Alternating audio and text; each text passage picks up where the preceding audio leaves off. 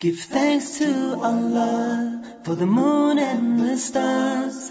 Praise Him all day for what is and what was.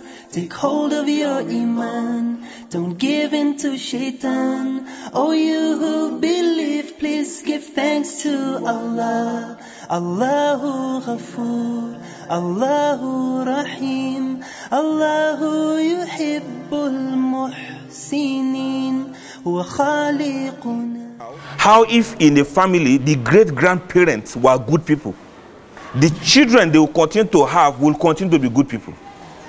If in a family the parents had been bad people, evildoers, for many generations, the kind of children they will continue to give birth to will also be evildoers one way or the other. Let me explain this a little further. You see, Ibrahim, alayhi salatu wasalam, his parents were all idol worshippers, fathers, grandfathers, great-grandfathers. There was no Quran, there were no Muslims, there were no believers when Ibrahim came.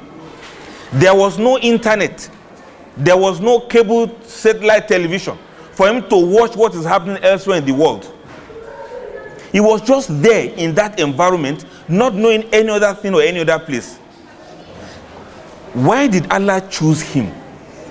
One of the reasons is, you see, his father and his father's father were all devoted idol worshippers. As in, devoted. You remember at a point Ibrahim said, "Madi tamathilu alladhi antum la aakifun." What are all of these idols that you are so devoted for? You know, aakif is somebody who is doing itikaf. You remember when we say itikaf during Ramadan? Itikaf is when you are in the mosque and you devote yourself, your time, everything to the worship of Allah. So from that word aakif, from itikaf, what are all of these idols that you are so devoted to day and night? And honestly, idol worshippers are more serious with their idols than believers to their salat. They are more serious. If they have headache like this, they start thinking about their idols. Muslims, you start thinking about paracetamol. You see, his father was devoted. So the children and the great-grandchildren, by the law of the seed we discussed the other time, they will also be devoted to something. That attitude of devotion will always be in their blood. What they devote to may be different. The Prophet said, "Khiyarukum fil jahiliyyah, khiyarukum fil Islam." The good people in Jahiliyyah will be the good people in Islam.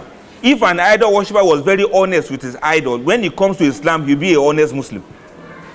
If a Christian or a Jew was a born-again Christian, if he comes into Islam, he'll be a good Muslim.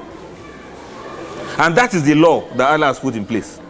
So, that Ibrahim, Allah said, Ishtabahu, Allah chose him. That look, your own devotion is not going to be towards idol, it's going to be towards me. Give thanks to Allah for the moon and the